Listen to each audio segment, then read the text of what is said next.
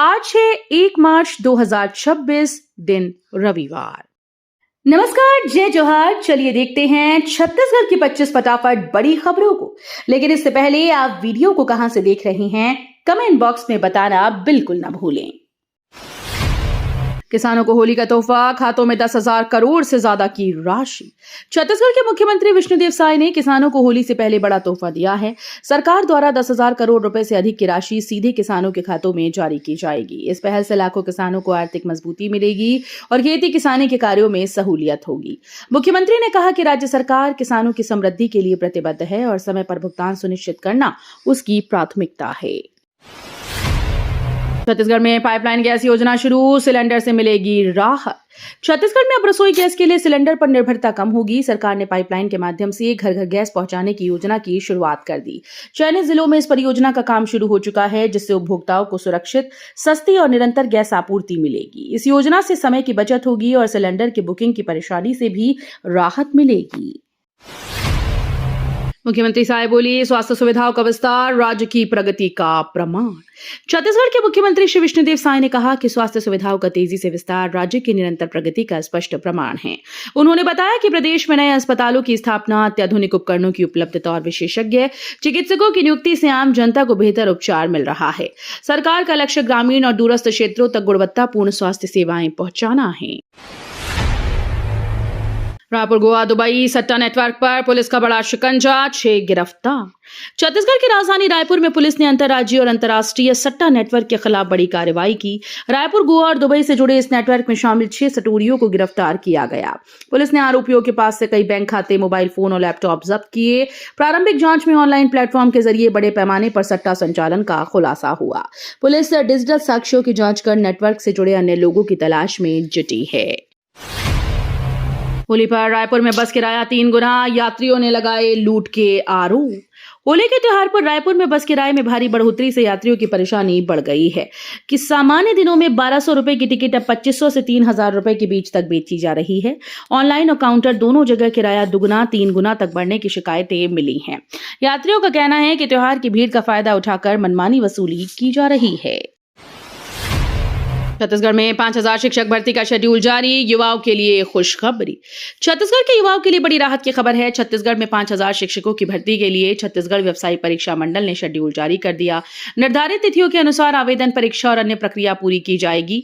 लंबे समय से भर्ती का इंतजार कर रहे अभ्यर्थियों में उत्साह देखा जा रहा है। विभाग के अनुसार चयन प्रक्रिया पारदर्शी तरीके से संपन्न होगी और मेरिट के आधार पर नियुक्ति दी जाएगी। रायपुर में 27-28 मार्च को प्रवासी छत्तीसगढ़िया सम्मेलन, मोर माटी मोर मान थीम। छत्तीसगढ़ की राजधानी रायपुर में 27 और 28 मार्च को भव्य प्रवासी छत्तीसगढ़िया सम्मेलन आयोजित होगा। मोर माटी मोर मान थीम पर आधारित इस कार्यक्रम में देश विदेश में बसे छत्तीसगढ़िया समाज के प्रतिनिधि शामिल होंगे। सम्मेलन का उद्देश्य सांस्कृतिक विरासत, परंपराओं और राज्य के विकास में प्रवासियों की भूमिका को मजबूत करना है। छत्तीसगढ़ में बढ़ेगा पारा, अगले 6 दिनों में 4 डिग्री उछाल। छत्तीसगढ़ में गर्मी ने दस्तक दी है और तापमान में तेजी से बढ़ोतरी के संकेत मिल रहे हैं। मौसम विभाग के अनुसार अगले 6 दिनों में अधिकतम तापमान में करीब 4 डिग्री सेल्सियस तक उछाल आ सकता है। कई जिलों में पारा 40 डिग्री के आसपास पहुंचने की संभावना है। दिन के समय तेज धूप और गर्म हवाओं से लोगों को परेशानी बढ़ सकती है।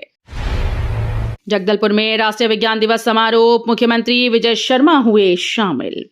जगदलपुर में राष्ट्रीय विज्ञान दिवस के अवसर पर भव्य समारोह का आयोजन किया गया, जिसमें प्रदेश के उप मुख्यमंत्री विजय शर्मा मुख्य अतिथि के रूप में शामिल हुए।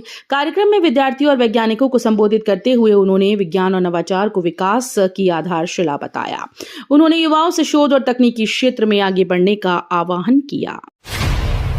छत्तीसगढ़ में बड़ा प्रशासनिक फेरबदल, 10 से अधिक IAS अधिकारियों के तबादले। छत्तीसगढ़ सरकार ने बड़ा प्रशासनिक फेरबदल करते हुए 10 से अधिक IAS अधिकारियों के तबादले किए। इस क्रम में कुलदीप शर्मा को बालोदाबाजार भाटापारा जिले का नया कलेक्टर नियुक्त किया गया। राज्य शासन द्वारा जारी आदेश के अनुसार कई जिलों में नई जिम्मेदारियां सौंपी गई। माना जा रहा है कि प्रशासनिक व्यवस्था को और प्रभावी बनाने और विकास कार्यों में तेजी लाने के उद्देश्य से ये बदलाव किया गया। छत्तीसगढ़ हाईकोर्ट का बड़ा फैसला, तलाक बिना दूसरी शादी अमान्य, गुजारा भत्ता नहीं। छत्तीसगढ़ हाईकोर्ट ने एक महत्वपूर्ण फैसले में स्पष्ट किया कि पहली शादी से विधिवत तलाक लिए बगैर की गई दूसरी शादी कानूनी रूप से अमान्य मानी जाएगी। अदालत ने यह भी कहा कि ऐसी स्थिति में गुजारा भत्ता की मांग स्वीकार नहीं की जा सकती। कोर्ट ने जोर देकर कहा कि वैवाहिक संबंधों में कानून का पालन अनिवार्य है। यह निर्णय पारिवारिक विवादों से जुड़े मामलों में एक अहम मिसाल के रूप में देखा जा रहा है। 3 घंटे की चेकिंग में 154 ड्रंक ड्राइवर पकड़ाए, 15 लाख रुपए से अधिक का काटा चालान। 3 घंटे के विशेष चेकिंग अभियान में पुलिस ने बड़ी कार्रवाई करते हुए 154 नशे में वाहन चालकों वाले चालकों को पकड़ा है।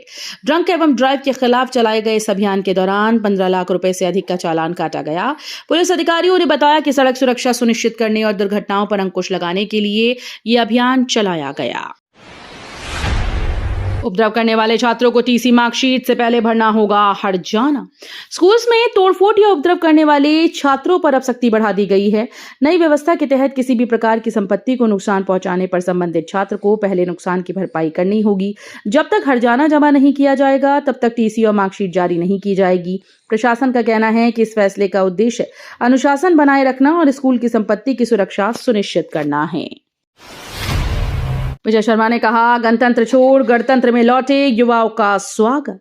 उप मुख्यमंत्री विजय शर्मा ने कहा कि जो युवा गणतंत्र का रास्ता छोड़कर गणतंत्र और लोकतंत्र की मुख्य धारा में लौट रहे हैं, उनका सरकार स्वागत करती है।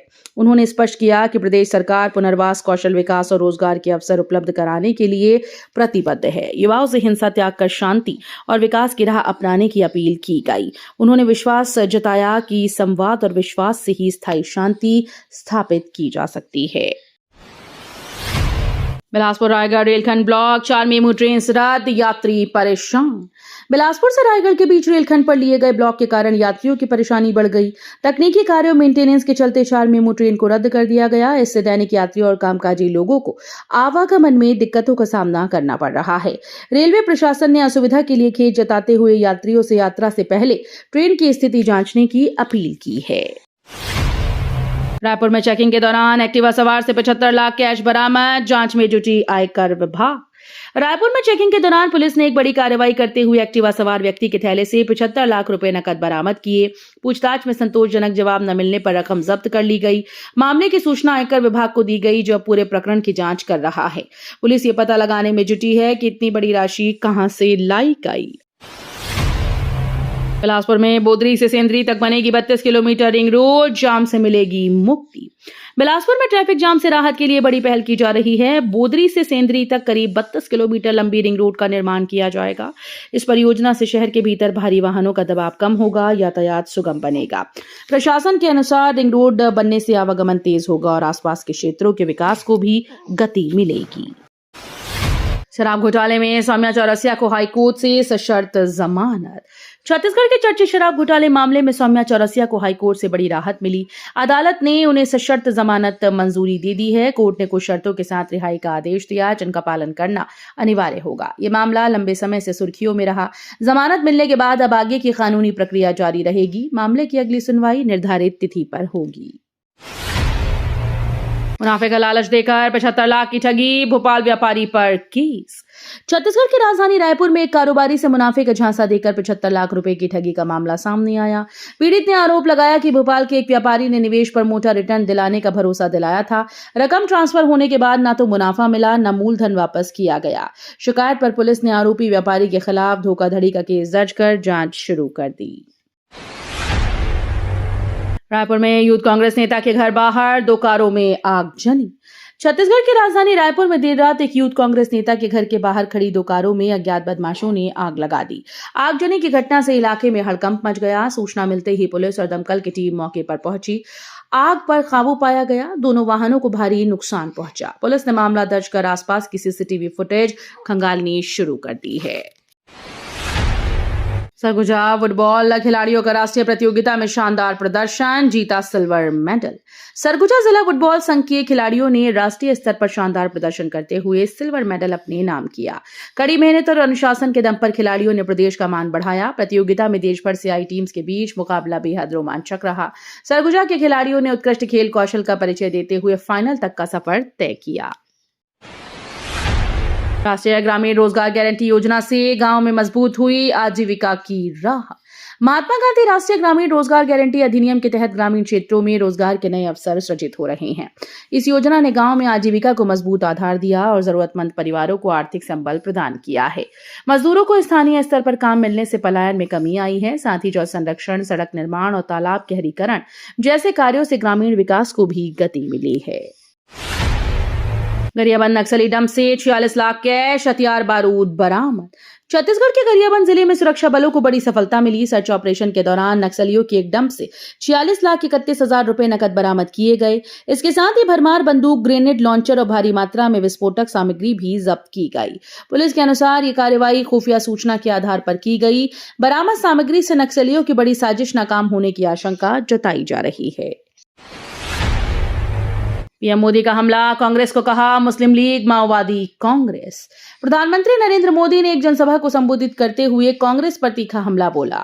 उन्होंने इंडियन नेशनल कांग्रेस को मुस्लिम लीग माओवादी कांग्रेस बताते हुए आरोप लगाया कि पार्टी राष्ट्रहित के मुद्दों पर स्पष्ट रुख नहीं रखती। पीएम मोदी ने कहा कि देश की जनता विकास, सुशासन और स्थिर नेतृत्व चाहती है। उनके इस बयान के बाद सियासी माहौल गर्मा गया और विपक्ष ने भी प्रतिक्रिया दी। 14वीं अखिल भारतीय पुलिस तीरंदाजी प्रतियोगिता का भव्य समापन समारोह। 14वीं अखिल भारतीय पुलिस तीरंदाजी प्रतियोगिता का भव्य समापन समारोह और गरिमा के साथ संपन्न हुआ। देश भर से आए पुलिस खिलाड़ियों ने उत्कृष्ट प्रदर्शन कर अपनी प्रतिभा का परिचय दिया। समापन समारोह में विजेता टीमों और खिलाड़ियों को पदक व ट्रॉफी प्रदान कर सम्मानित किया गया। अधिकारियों ने खिलाड़ियों की अनुशासन, समर्पण और खेल भावना की सराहना की। तो ये थी आज की बड़ी खबरें। अगर आपको न्यूज पसंद आई हो तो वीडियो को लाइक और शेयर करना बिल्कुल ना भूलें। धन्यवाद।